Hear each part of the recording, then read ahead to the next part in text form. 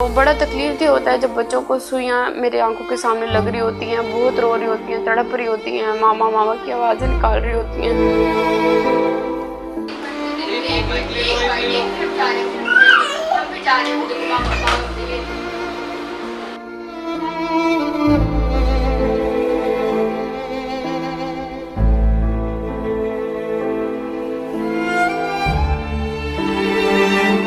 जिंदगी कभी धूप है तो कभी छांव, लेकिन गरीब के लिए हमेशा तपती धूप ही साबित हुई है।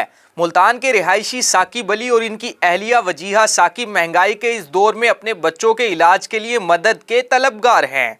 मेरा नाम सैयद साकिब अली जैदी है और मेरा ताल्लुक़ मुल्तान से है और मैं महकमा जंगलात में नौकरी करता हूँ। मेरी दो बेटियाँ हैं और बड़ी बेटी का नाम सैयदा इंसिया अली है और उनकी उम्र तकरीबन 2.5 साल है, और इसी तरीके से मेरी छोटी बेटी का नाम सैयदा तकदीस मरियम है और उनकी उम्र इस वक्त 1.25 साल है। तो ये जो मेरी बड़ी बेटी हैं, इनको पैदाइश के 8वें महीने में ये बीमारी डायग्नोज हुई थी। इस बीमारी का नाम है पल्मोनरी हाइपरटेंशन। अगर हम इसे सादी ज़बान में कहें तो फेफड़ों का ब्लड प्रेशर। ये 2 स्टेजेस होती हैं, एक सेकेंडरी और प्राइमरी। तो मेरे बच्चे प्राइमरी स्टेज पर हैं।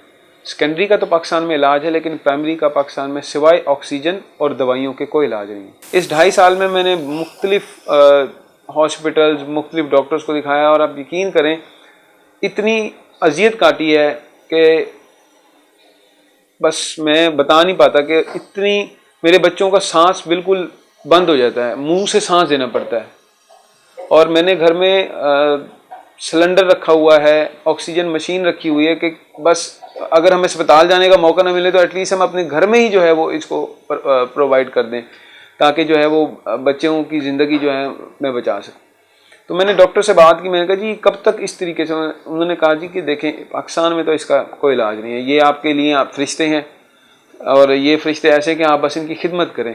पहली दफ़ा मेरी बेटी को अटैक हुआ था तो मैं इसी तरीके से यहाँ बैठा हुआ था और अजान हो रही थी मगरिब की। बेगम ने मुझे बताया कि जी वो, मैं भागा, बड़े भाई मेरे उस वक्त बाई चांस घर थे, मैंने उनको कहा किक मारें और हम ले गए। पूरे रास्ते में अपनी बेटी को मुंह से सांस देता आया।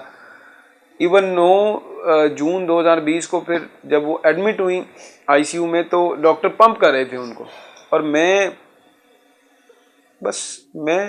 बड़ी, क्योंकि कोई भी वहाँ पर नहीं था, सिर्फ मैं था और मेरे भाई थे, और भाई भी बाहर थे, उनका था एक बंदा कमरे में होगा।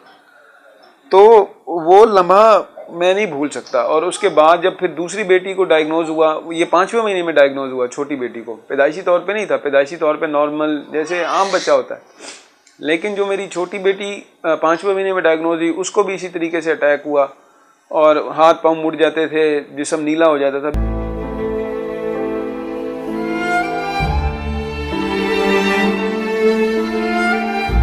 बच्चों की इस अजीबोगरीब बीमारी के बायस साकिब और वजीहा की जिंदगी भी इम्तिहान बन चुकी है। साकिब की माहाना आमदन 36,000 रुपए, जबकि दोनों बच्चों की माहाना दवाई का खर्चा ही 44,000 रुपए से जायद है।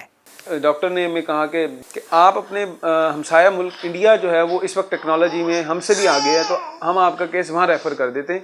तो फिर हमने इंडिया में जो है वो मैंने अप्लाई कर दिया। उन्होंने मेरी दोनों बेटियों का केस एक्सेप्ट कर लिया, और एक्सेप्ट करने के बाद उन्होंने ये कहा कि पाकिस्तानी तकरीबन 65 लाख रुपया बग़ैर वीज़ा और एयर फ़्लाइट के जो है वो ख़र्चा आएगा। जिस वजह से हम रुके हुए हैं वो ये है कि तकरीबन 65 से 70 लाख रुपए को जमा करना, या मैं तो इस वक्त जिस घर में बैठा हूँ ये किराए का घर है, मेरा ज़ाती घर नहीं है, ये हम किराए के घर में रहते हैं, भाई मेरे साथ रहते हैं। तो अगर मेरा अपना घर होता तो मैं ये करता कि मैं बेचता और अपने बच्चों को ले जाता। किराए के घर में रहता हूँ तो मैं खुद मतलब सैलरी में से मेरी 36,228 रुपये सैलरी है। तो आप, और जबकि जो मेरी बच्चियों का माहाना खर्चा है दवाई का वो पाकिस्तानी 44,400 रुपये है, और वो दवाई आगा खान से ही बनकर आती है।